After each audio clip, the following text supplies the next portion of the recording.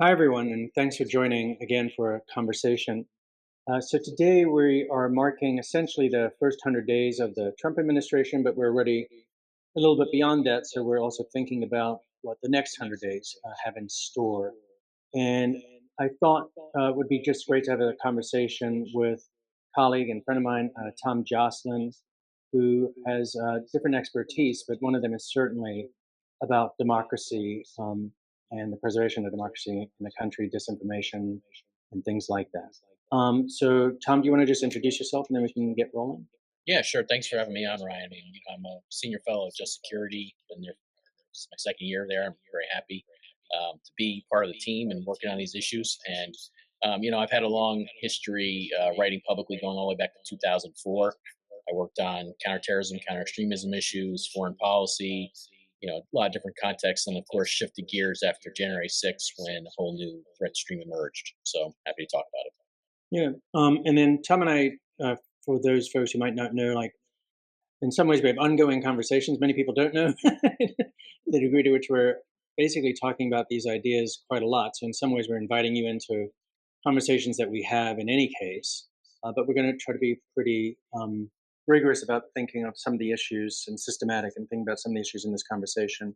And Tom, to start from a different kind of vantage point, just I think it would also be good for people to hear in part your biographical, professional experience because it ties into where we are as a country in important ways. And to think about that you came from this background in counterterrorism, post 9/11, expertise and analysis, testifying multiple times on the Hill and the like.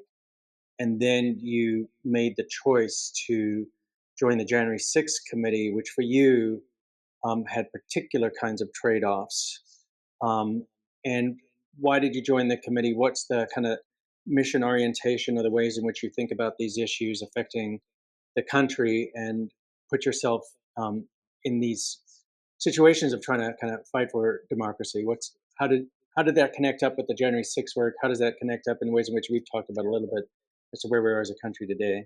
So originally, actually, I was an economic consultant and worked on these multi-million dollar research projects in Manhattan and other offices.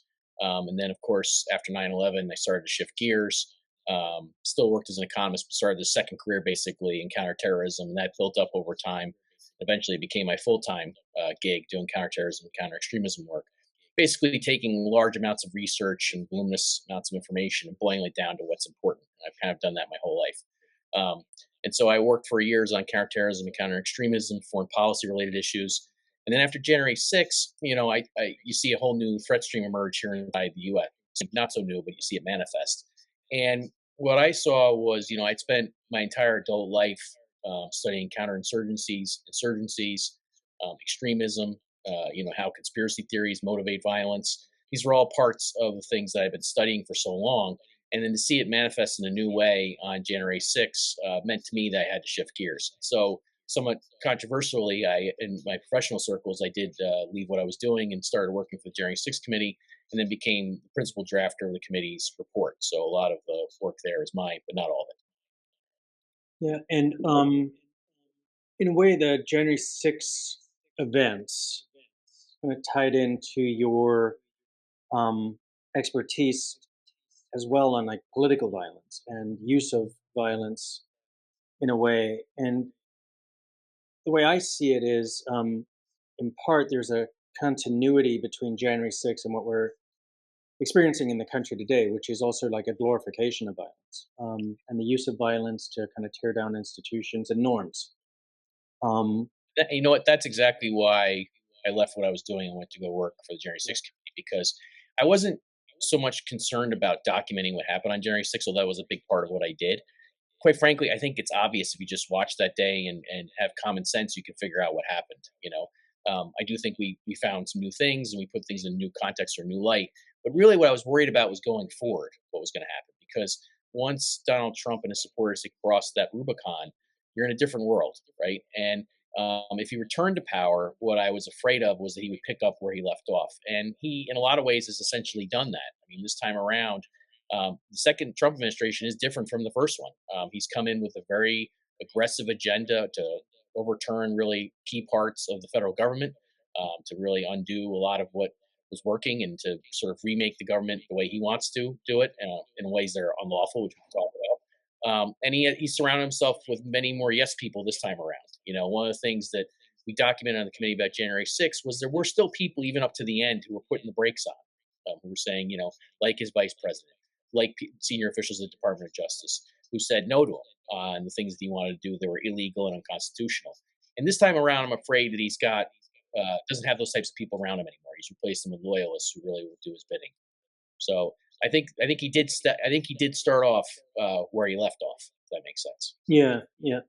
And I think of that. So I'm thinking of it also in terms of two different dimensions. So one is in terms of the use of like extra judicial violence, which means outside of any court sanctioned process. It's January 6th as one part, but then Tuesday night when he celebrates his 100 days, holds a political rally, and then, as people have probably seen by now, broadcasts basically the full video from El Salvador of people who have been apprehended, picked up in the United States, and sent to this beyond supermax prison where they go through this ritual of total dehumanization, shaving their heads, etc. And those of us following the news certainly know that at least a number of those people seem to be completely innocent, like wrongfully identified as Venezuelan gang members.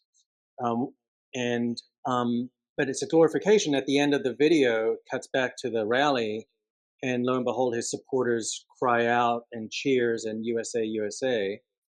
So there's that part of me that worries about like where we're going as a country and the glorification of that kind of dehumanization and violence. And then the other, which you just identified as well, that there were constitutional guardrails, some of which he, I think, tried to break through in order to stay in power. And now, what you just said, like the next chapter, if he had succeeded on January 6th, what would have come next? Well, this is what's happening in many respects in terms of accumulation of power despite what would otherwise be ordinary constitutional safeguards. And then that's part of our question, I guess, is like, some of these is the system holding to some degree because of all the litigation? I think a good place to start might also be on places in which certain Trump supporters have now, in some to a significant degree, parted ways or become pretty vocal in their opposition to what they're seeing coming out of the White House. Well, And let's talk about what they were glorifying at that rally, right? I mean, because yeah, they were glorifying these guys, these migrants who were deported to El Salvador and imprisoned without due process. And this has been a major thing that's starting to break through now is that people realize that the Trump administration violated the constitutional rights to due process for about 261 migrants who were arrested and detained inside the U.S., deported to El Salvador, and imprisoned in El Salvador without any due process along the way. That's a core constitutional right that we learn about in grade school. My younger daughter is in junior high school, and she's heard about due process multiple times throughout her life. She said, I asked her the other day, I said, what does due process mean to you? And she goes, it means the government can't snatch you without giving you a trial or giving you some kind of process to prove who you are and prove that that you're wrongly detained. And that's exactly what they've done here. And so, one of the things you and I've talked about is how that's broken through with MAGA types like Joe Rogan, right? Joe Rogan, who is a sort of libertarian minded, conservative kind of guy, a big player in the online manosphere ecosystem that powers MAGA. He knows the words due process, right? He may not know other phrases or what they really mean, but he knows due process and he knows that that's been violated here. So you see these viral clips of that. So there's this juxtaposition. On the one hand, you have this rally you're talking about where they're celebrating the dehumanization of these people who were sent to El Salvador, which is reminiscent of Abu Ghraib, by the way. It's sort of, isn't it sort of the yeah, same kind of thing almost? I mean, Abu Ghraib had some worse images, but still pretty horrible, stark images coming out of El Salvador.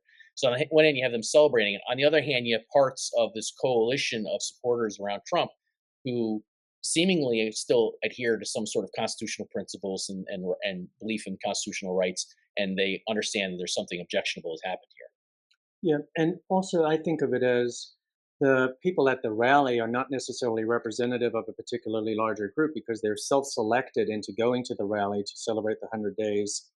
And they're also potentially caught up in a moment, such as some people were caught up in the January 6th moment, the frenzy, the kind of group mentality. So, yeah, that celebration, I don't think is necessarily more widely represented, especially because the public opinion polling seems to be a lot of opposition to immigration policies, even by the Trump team, where they came in with a lot of support behind some of what they were saying they would do with immigration. Yeah, there was a CNN poll, by the way. And you're the CNN bigwig, so you probably saw it. There was a CNN poll that had him underwater on the deportations to El Salvador. So Yeah, 52% of Americans didn't approve of that, which is a good sign. It's a bad sign that 48% apparently are mixed or right. approval. But I mean, I think that speaks to the challenges, right? Like in a two-party system, if you have, and this is part of what motivated me in a two-party system to change my career. Um, it doesn't take a large percentage of the population to believe in the authoritarian movement for it to be a threat. That's the problem, right? And if a third of the electorate is behind this guy and everything he does, we're in trouble, right? Because in a two-party system, that's quite a big starting point. So that's why, I'm sure we'll talk about it, but that's why it's so important to assess how much the guardrails of the courts and other norms are holding things in place, because there is a segment of the population that doesn't care, right? That will go along with whatever his worst impulses are. And that's a very common feature in authoritarian movements, in autocratic movements. And that's why the types of democratic guardrails that have to hold, are so essential. Yeah.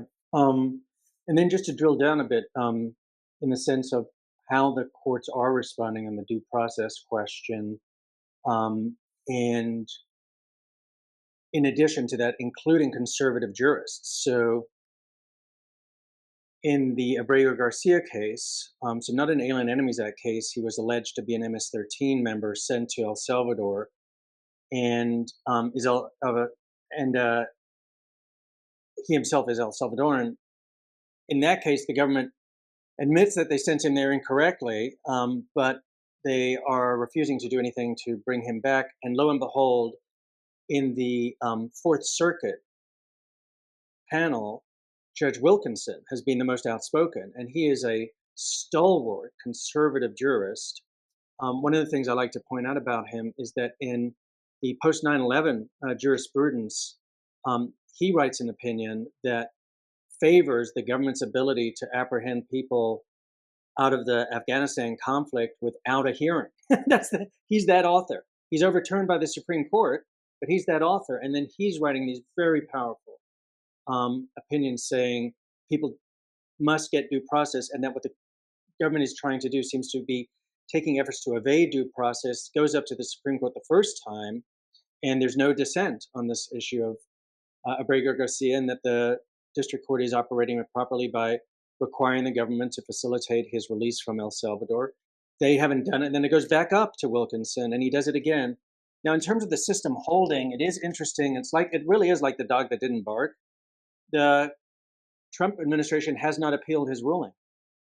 And if they were to appeal it now, it would be kind of an extra loser, because they could only appeal it on an emergency basis. How could it be an emergency now that they've let like 10 days to 2 weeks roll by? So that's powerful. And then on the Alien Enemies Act cases, we also have a unanimous Supreme Court saying, yes, the Alien Enemies Act, a 1798 statute, might have been taken off of the shelf by the Trump administration for the very purpose of trying to get summary deportations without judicial review. But the Supreme Court 9-0 is like, no, everybody gets a habeas right. They get notice that this is what's about to happen to them, and they must receive the notice in such a way that they can actually exercise their habeas rights. And that's basically 9-0. Do you want to talk about this, something that you and I've talked about before, just that there is a bit of a split within the court on that. There's a 5-4 and some other aspects of it, but do you want to say a little bit about that? Yeah, I mean, I think, what struck me about the court was two things. One, as you said, under the Alien Enemies Act, which the court didn't go through, and didn't issue an opinion about whether or not that was appropriately applied in this case, which is a mistake in my view. But they did say, even if you're going to carry out deportations under the AEA, the Alien Enemies Act, the people have a right to due process. So that's a big win. That's a system holding, of course. I thought that the dissent that was signed by the four women justices was particularly striking. I actually have it up on my screen here, and I just read you a couple of the key passages, because one of the things that all four of the women justices signed on to, speaking with a lot more, in my view, moral and intellectual clarity than their male counterparts. They described what the government was doing as being engaged in a covert operation to deport dozens of immigrants without notice or an opportunity for hearings. And they described the court's ruling in this matter as and what it means, which is the thing that the male counterparts didn't want to do. They didn't want to go this far in saying this is what it meant, but this is what it meant. The women said that this means that those deportations violated the due process clause's most fundamental protections. And I read that, and as somebody who had studied the Constitution as a kid and had studied it in college and had studied what differentiates America as a regime from other types of regimes around the world, right? And what this is supposed to be about. Whoa, mama, right? Those are big words, right? That is saying that this administration deliberately sought to violate the due process rights of men who are here on American soil. That's a big red line, a big red line, and they spoke with a lot of clarity on that. And to me, that's the type of thing which I hope starts to wake people up. But that's the difference, right, between a political disagreement between two parties over a policy, right, and a disagreement over something that's fundamental. Yeah. This is a disagreement over something that's fundamental. They're fundamentally trying to change how our government operates, what our rights are, how the Constitution does or does not hold them in line. And that's why this is, to my mind, a continuation of the January 6th plot, right? Because what Donald Trump showed in the lead up to January 6th and on January 6th, he wasn't going to abide by constitutional or rule of law norms. He didn't care. He was willing to throw anybody on the bus to stay in power. And so that's, by starting off at that point, you're already seeing the administration has violated one of the fundamental constitutional rights that we have. Yeah. And you and I wrote a piece, Just Security, uh, about 10 days ago on the Abrego Garcia case to try to spell this out for folks in the different ways in which, three different ways, that the administration violated Abrego Garcia's rights in sending him to the supermax, basically torture prison in El Salvador. And just so people understand, and that two of the ways the administration has actually admitted were in violation of law, legal error on their part. And yet they still say they can't bring him back. And then just to put the big punctuation point on it, which I do think many Americans are worried about across the board, that the president of the United States has already put out the trial balloon multiple times that he would love, if it's, as long as it's lawful, as long as his attorney general tells him it's lawful, he would love to send U.S. citizens there too. So one can only suspect that it would be based on similar grounds of claiming that people are criminals and things like that who have never even never even been charged with a crime.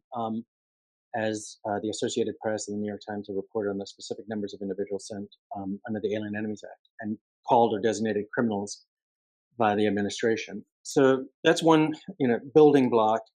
And then just to turn to another building block that I think would be helpful to reflect on from the past 100 days and where we're at in terms of the next period is the First Amendment.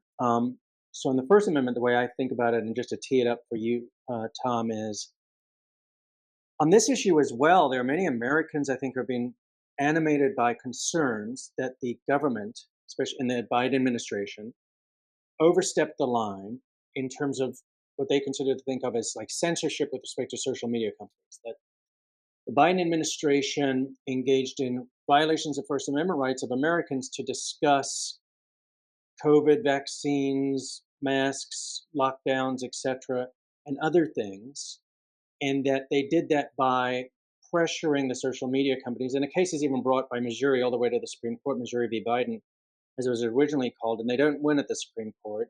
But that was the concern, that even these backroom conversations in which a White House official would say to the social media companies, we prefer you not to have this content, or we would identify content that violates your own social community standards, they considered that to be coercion because it's got the power of the government lurking right behind. And even more so if it's a law enforcement agency doing it. That's also how the legal doctrine works out on some of that. That if it's a law enforcement agency, that kind of quote unquote jawboning, as they call it, could potentially cross a First Amendment line. And then lo and behold, here we have the new administration where it is taking positions against universities, law firms, and the media that run roughshod over that line, whatever that line is, and wherever you're on the continuum of jawboning, we're at a very different end of that continuum, the opposite side, it seems like. in what the government's doing. And I know you've been tracking the litigation on these fronts. And what are you seeing? And what are you seeing in terms of the ability of the courts to respond to the challenges? Yeah, I mean, I'd say first, the way MAGA portrayed the Biden administration's First Amendment infringements, let's say, was based largely on mythology. I mean, there's a lot of stuff of cherry picking, taking things out of context, and a lot of the um, conspiracy theories have been shot down, including some in the courts. So the predicate for what they have is this whole idea that the previous administration was just suppressing information and suppressing voices across the board, and a lot of that is, in my view, kind of nonsense. Now, I'm worried about that type of thing too. I mean, any administration can engage in these types of going over the line, but a lot of the stuff was nonsense. We can talk about it some other time. But what the Trump administration is doing is very clear cut already. You can see it, as you said. There was this very wholesale attack on free speech, when attack of the freedom of the press, which is guaranteed by the First Amendment as a right.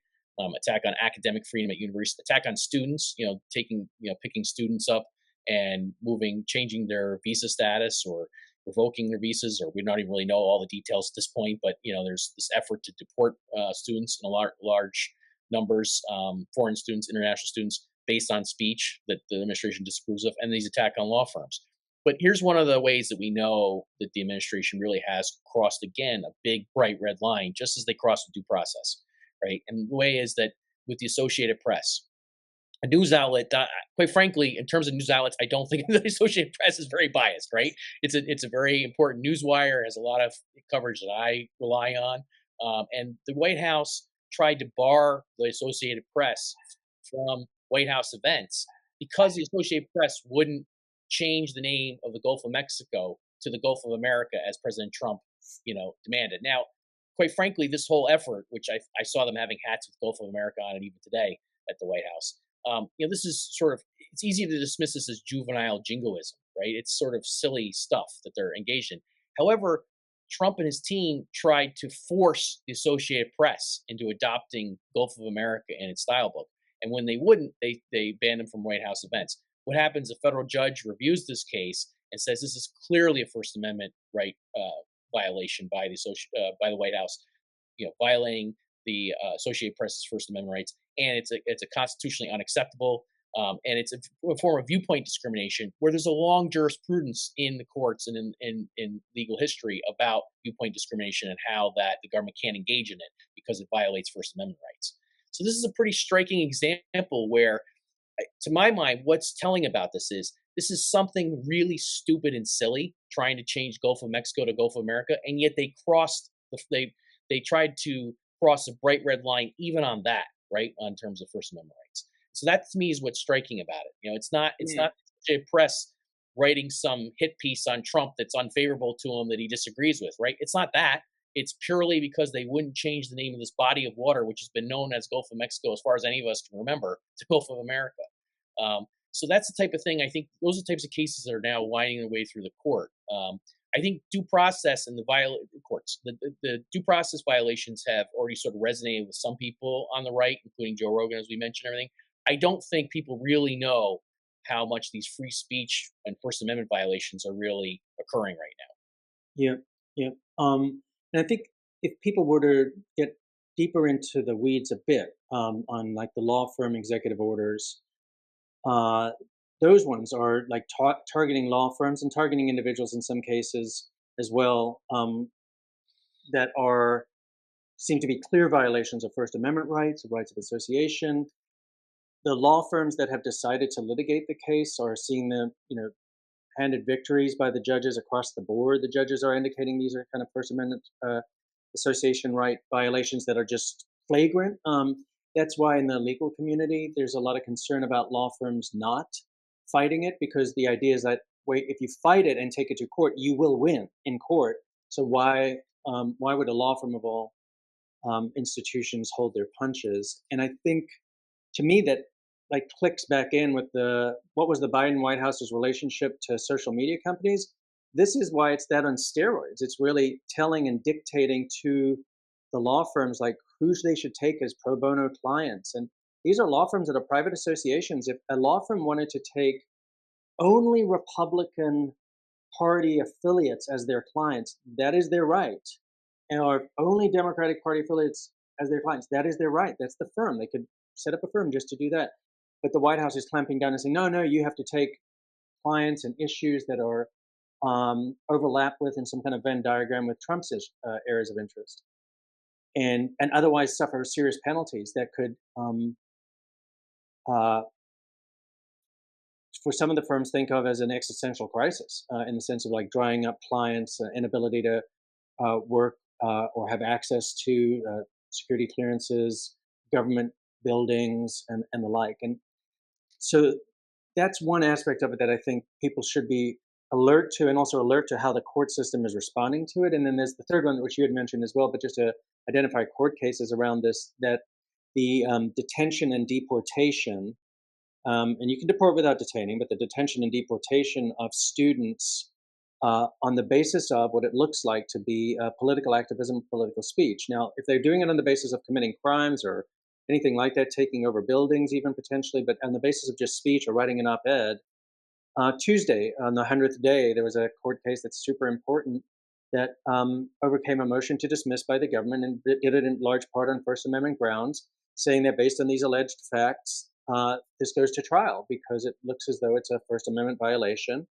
and you can't necessarily deport people on that basis. That's the kind of the legal argument behind it, even though these are early stages in all of the litigation. We're not reaching the merits yet, but it's definitely a strong signal that right now the courts, especially with the backup of the Supreme Court on some of these issues, is holding the line, let's say, I guess. At least that's the way I think of it, and that might be too optimistic because there's also now we're encroaching in on contempt of court issues. And let's just bracket that, maybe talk about that in terms of what to look for in the future. Yeah, Um, the yeah, executive orders of law firms, by the way, just to back up for a second on that. What's striking about those executive orders or the threat of the executive orders is they're all based on Trump's personal, political, and ideological grievances. So it's such an abuse of the executive's power, right? There's not even an allegation of any kind of crime being committed by these law firms here. There's no allegation even that they've done anything. Quite frankly, if you read them, there's nothing even wrong other than Trump's grievances with them. And it's not just that he's telling them what kind of clients to take. In a lot of cases, he's telling them who to hire because a lot of the executive orders are yeah, taking issue with the DEI or diversity, equity, inclusion policies and practices of these firms. This is another big bright red line, right? We got due process, we got free speech. Now you're going to tell private corporations, law firms, what their hiring practices are going to be and what they can and cannot do, which is what a lot of these executive orders say. I mean, that's amazing, right? That is the government using the power of the presidency, the president using the power of the government, excuse me, to enforce his cultural views on private entities. And even some media companies have already shuttered their DEI practices in accordance with Trump's anti-DEI executive order. Thomson Reuters, another big wire service, has already gotten rid of its DEI office. I think it was PBS. I think I saw got rid of theirs. Um, you know, Even if you totally disagree with DEI, the point is here the government is now dictating to these entities what they can and cannot do in terms of hiring practices. That seems to me to be another bright red line being crossed. yep. And you and I both share an affection or a deep appreciation for one of the pieces that Just Security published on the executive orders by Harold Cohen Company. And uh, Harold's argument is one in which I think it alerts people both to the American history and then it alerts people to the constitutional issues that are being litigated. And so the title of the piece, I was just bringing it up, is No, the President Cannot Issue Bills of Attainder. So the Bills of Attainder idea is that we look back into US history and the founding, a deep concern was not just Congress passing bills of attainder, as we all kind of learn in civics school and high school and the rest, but that the president would have the power to target particular individuals, find them guilty, and then penalize them, including through depriving them of a livelihood, trying to destroy their ability to have a living and have clients and things like that. And to me, that's their argument. They say this is one of the frontal arguments against what we're seeing, witnessing coming out of the White House with these executive orders. And to me, it really speaks to the moment in a sense of understanding the kind of power that's being accumulated in the White House that I assume most Americans, if you think about it, would not want that kind of authority ever granted to a single person to go after their political enemies or personal enemies or people that they're disgruntled with. Which, in fact, you can just look at the very face of some of these executive orders, and they say exactly what the reason is. It's like coming from Donald Trump's personal diary as to particular individuals that he thinks. Word me in some of them. He actually Yeah. says me. Okay, I missed that. That's Yeah, great. yeah, yeah. Prosecution of me. That's one of the things he writes. Yeah, yeah, yeah, and just to signal one of them, like Chris Krebs. What did Chris Krebs do wrong? Well, he was the head of cybersecurity for the United States during the 2020 election, and he told the American public that it was one of the safest elections, which it was. That's it. That's Yeah. it. And he Well, gets an executive he order. that he wouldn't he knew as the head of CISA, which is the cyber security agency there during the 2020 election, he knew, and this is something we dove into in the January 6th committee, that Dominion's voting machines did not flip votes from Donald Trump to Joe Biden. Right, that did not happen. There are hand recounts confirming the machines didn't do that. There's absolutely zero evidence that they did anywhere. And he just because he wouldn't go along with that lie, Trump lies about that and says that Dominion flipped votes, and that was one of the ways that the election was stolen from him. Because he wouldn't go along with that lie, that's one of the major precipitating events for him getting fired in November 2020, and for now Trump returning to persecute him. So he fires him and now wants to persecute him with an executive order years later. Again, crossing a big bright red line, using the power of the presidency to go after somebody who's your deemed personal or political foe based on just completely Orwellian rhetoric. I mean, if you read the executive order on Chris Krebs, one of the things it says in there is that because Krebs wouldn't say that the election was rigged, right? I mean, Right. in other words, we know the election wasn't rigged. We know, and Chris Krebs was telling the truth, and Donald Trump was lying, and now Krebs is being punished for it. So that's the type again. That's an authoritarian move, right? That crosses a line into a new space. Yep, yep, yep, yep. Because I even think one could be a total Trump supporter and even think the election was rigged. So somebody who thinks that came to the conclusion in their expert opinion that it was not rigged, like the idea that you would exact, the power, all the power of the government to be able to come bearing down on them, is extraordinary. So, and I'm sure the courts would see it the same way. Is one of the other aspects of it, regardless of the who appointed the judge. I assume that they're going to see those issues the same way. So these individuals that are bringing the cases, law firms bringing the cases, of just very strong lawsuits. Let's turn to another topic, I think, which would be good to talk about: the structure of government issues. The Administrative Procedure Act, the separation of powers. So on Just Security, right at the 100th day on our Substack, we published an update on our massive litigation tracker, which has now over 220 cases, to just get a snapshot in part as to how are the plaintiffs succeeding or the administration succeeding. The overall number was that when a court has ruled, um, over 71% of the time the plaintiffs have won. So that might be that they've won a preliminary injunction, temporary restraining order. Sometimes it's a permanent injunction that's now on appeal, but that's over 71% of the time. And with judges from Reagan appointees, Bush appointees, Trump appointees, to Democratic appointees, in that 71%.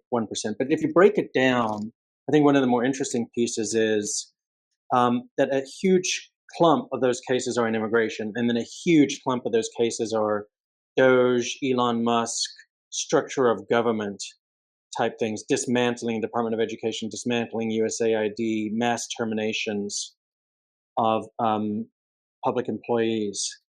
And I just want to focus in on that. That one, the winning record is not as high. It's actually a higher winning record for plaintiffs in immigration cases.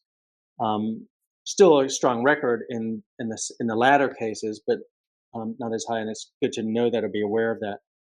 So you've looked at this and thought about it. How do you think about these issues?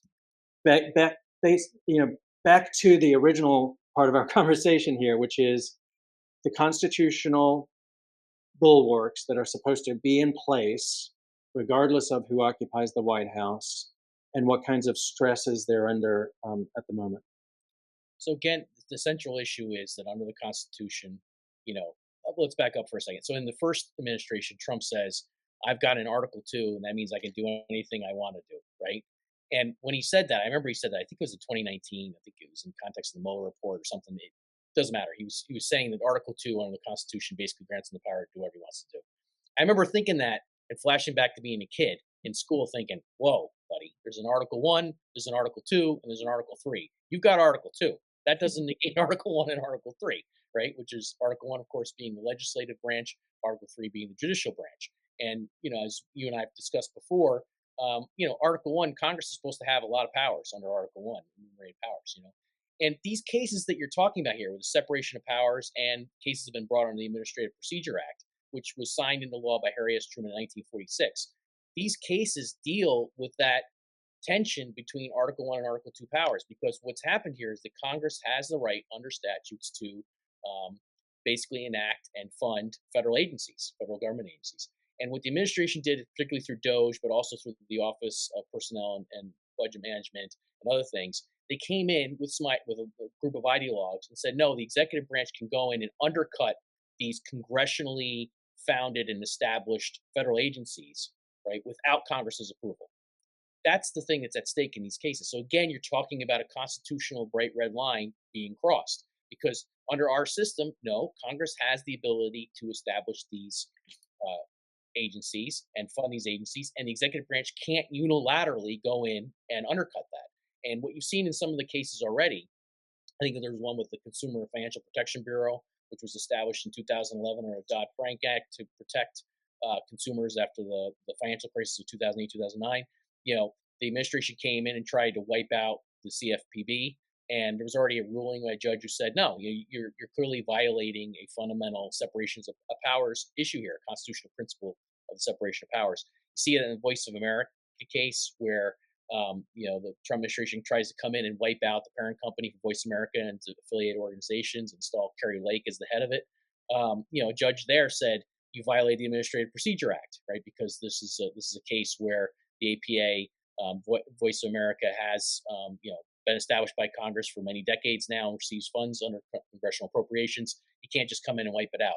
These issues are really unfolding across the federal government as Trump tries to remake the federal government. Trump and Elon Musk try and remake the federal government. There are lawful ways to do that, and there are unlawful ways to do that. And the essence of these cases is they came in and chose the unlawful way to try and remake government. Yeah. And to me, it makes me also think about a harder question, which is that there are certain ways that one can come into power and fundamentally, radically restructure government with a mandate, because a lot of Americans are upset with and fed up with the status quo, and the ways in which institutions were not serving their basic needs. And that might be a mandate, but it's not. There's no mandate, democratic mandate, to do that illegally. Like, well, they wanted me to come in and do this illegally. And I think that's what, like Trump would claim he has a mandate and he doesn't, right? He didn't even get 50% of the vote, so he didn't. And right. People are very unhappy. He's an anti-establishment candidate. His base is very anti-establishment oriented, so I think a lot of people that voted for him probably are upset with the establishment.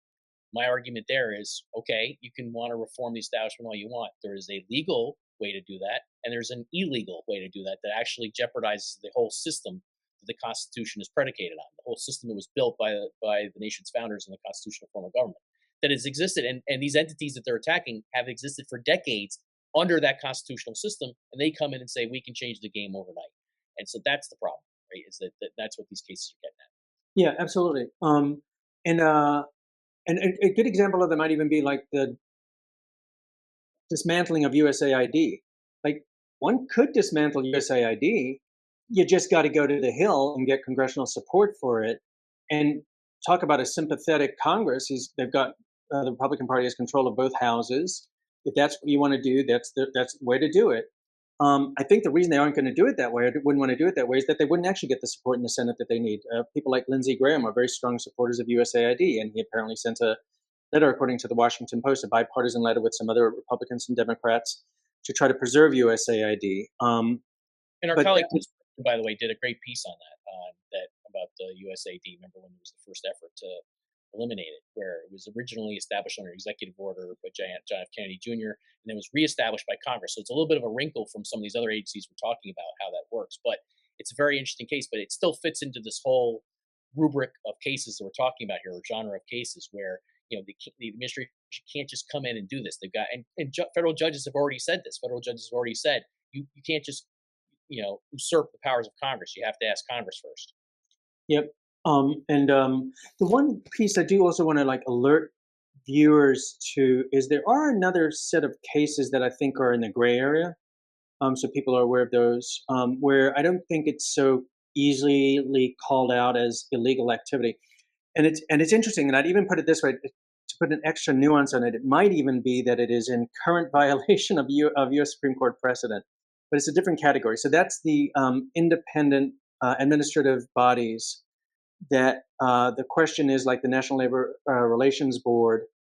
Can the President of the United States fire or remove people who are the senior officials of those multi-member adjudicatory type boards without cause, just because he wants to, or she wants to, President of the United States? I want to make that generic. Um, if Congress has in fact stipulated that they can only be removed for cause under certain conditions, that one is a gray area in my mind in the sense that yes, there is standing decades old Supreme Court precedent. Humphrey's Executor is the name of the case.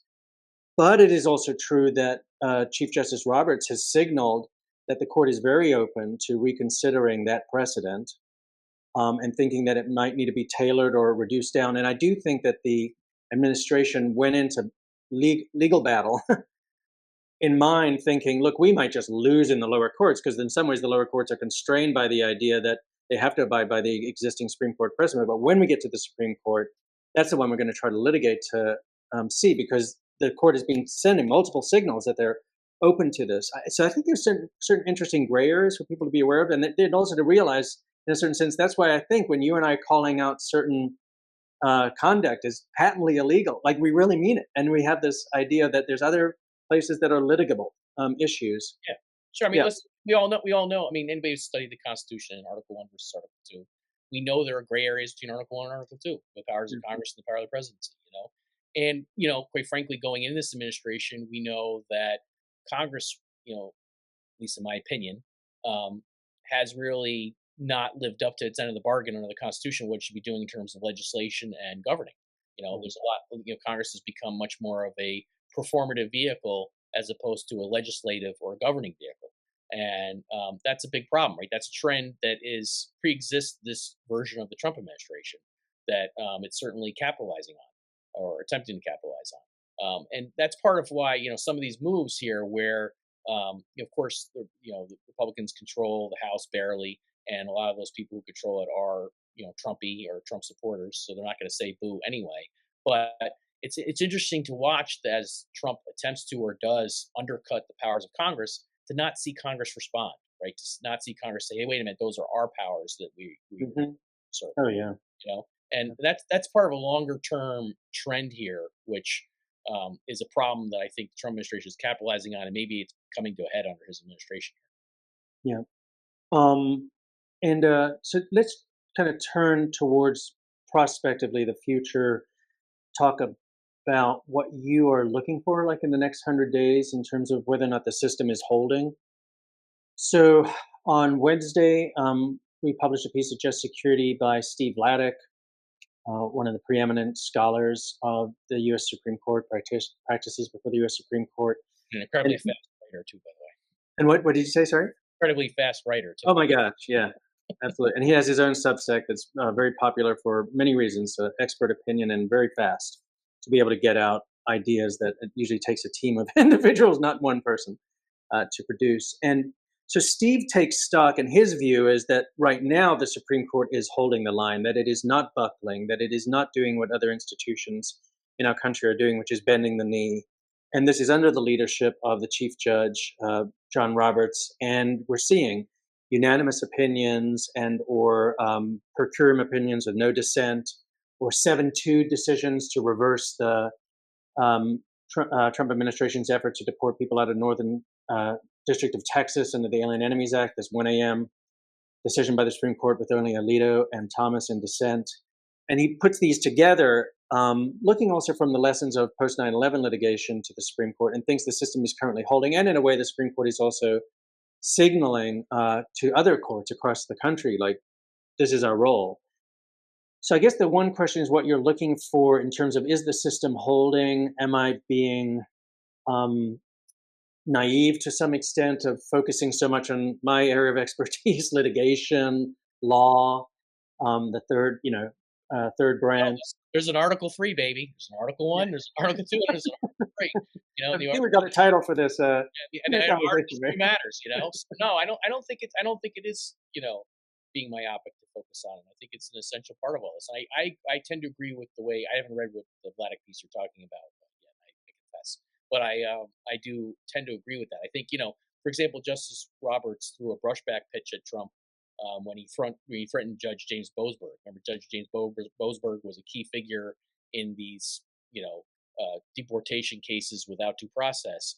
And when Boasberg ruled against the Trump administration, Trump, threatened him with impeachment, and he had the whole chorus of people on social media, which is this manifestation of these potentially political violence and political violent threats, which is one of the things I'm looking for going forward. Right? Is how are we going to see? Are we going to start to see what we saw on the lead up to January 6th, where when people disobey Trump or go against him, that these calls that he makes on social media are translated into threats of political violence. That's one of the things I'm looking forward to going forward.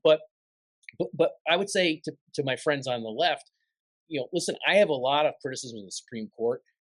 Just don't go too far in saying that they're totally on board with Trump's remaking of America or trying to undo our constitutional form of government, because it's pretty clear from these decisions that they aren't, right?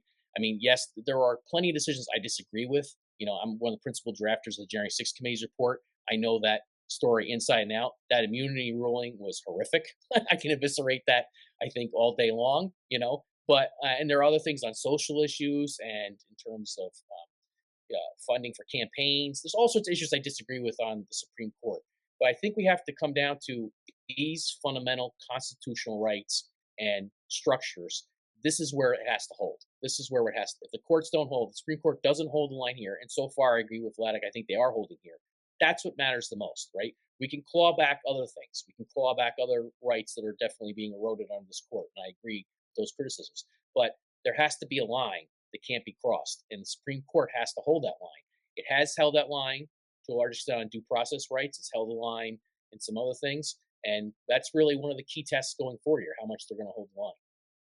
And how much the administration is going to abide by, right? Defying court orders is, of course, the next thing. We've already seen the seeds of that now. And how much they do or don't defy court orders is a big thing. Yep. And I want to talk a little bit about that too, because I think for me, that's what I'm looking for over the horizon, which is, does the administration violate court orders such that we are really under threat of the third branch not being able to be a check? So it violates court orders and is able to get away with it. And right now, Already back to Andrew Jackson times, right, where there's no ability to hold the president accountable when a court rules against when the Supreme Court rules against the president. That's a big bright line. That's a big thing that I think we're gonna find out. yeah, I think we're going to find out. I don't think it's any longer a question of will they try. And in fact, unfortunately, because I was reluctant to get to this point in my own thinking and erred on the other side, I had been very careful to not say they are currently in contempt of court or have violated orders. In many instances, the plaintiffs were claiming that, and what instead ends up happening is in court, the DOJ is saying, no, judge, your order was ambiguous, or we interpreted it one way, and then the judge says, no, well, I mean, this is what it does mean, so now you have to fall in line. But they weren't saying, we're not abiding by your order. But I do think we've reached into that territory with the Abrego Garcia case in particular, where the most bizarre thing is happening. I mean, just Listen, the president of the United States sits in front of next to the president of El Salvador. You're gonna tell me he can't say, "Hey, get Abrego Garcia back"? Supreme Court says I got to facilitate his release. I mean, he doesn't even have to get him bring back to the U.S. All he has to do is release him in El Salvador, according to the majority's opinion in that case, right?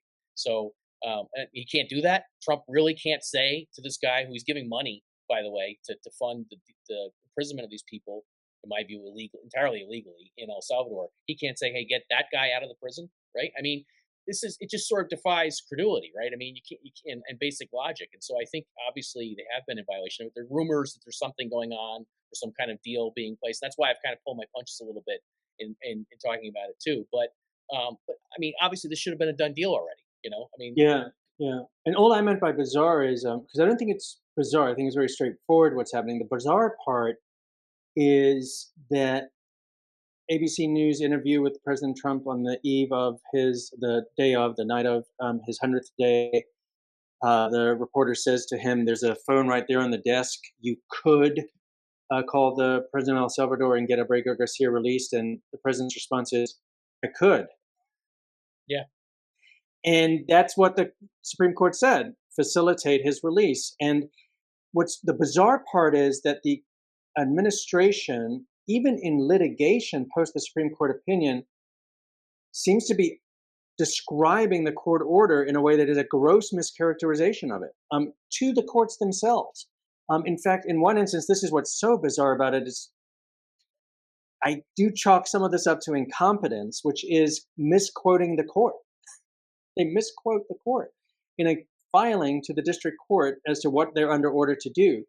Um, so that's the part of it's almost like, yeah, when I was first saying, well, they're walking into court and they're not saying we're defying the court order, they're saying we're trying to comply with ambiguous.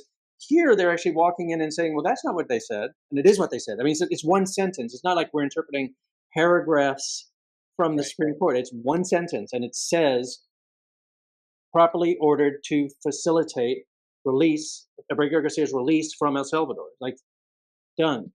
And then the question is, are you taking any steps to release him? And they won't even say that to the district court, what steps they're taking. So I do think we've crossed over that threshold. And the question is, will they now be brought back in?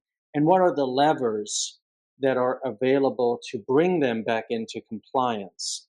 And the other one that I do think is also worth mentioning, because I don't think it's on a lot of people's radar, is the litigation over the Consumer Financial Protection Bureau, which we talked about a little bit earlier in our conversation. And that one, where, as you described it aptly, the district court entered a temporary restraining order preventing the dismantling of the bureau because it's been working on protection of citizens and their consumer rights, and included in that a prohibition on mass firings of individuals.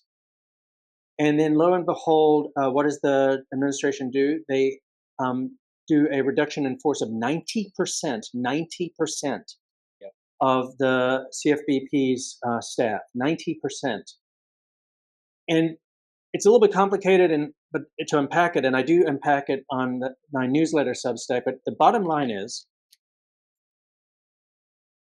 that they are so in violation of the district court order and what had been modified by the order on appeal, that when this goes back on appeal, the panel in the DC circuit, in fact, does something totally remarkable. It's not even asked of them to do it. They go back and they reinstate earlier parts of the district court order because this is such a violation that they just want to put the brakes on it and say, like, now if you cross this line, it's absolutely clear.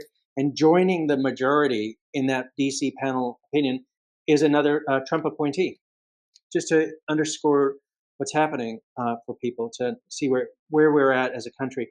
And I guess the last question I have for you is in terms of the system holding, because you think of this in a multidimensional, interdisciplinary type way, law and political science, what do you think the levers are in the system holding? Because in some ways, you and I have talked about this, and I think you often think it's not, in certain instances, it's not going to be the law in the Article 3, it's going to be politics and what political leadership is in the country. Can you say a little bit about that as one of the potential guardrails?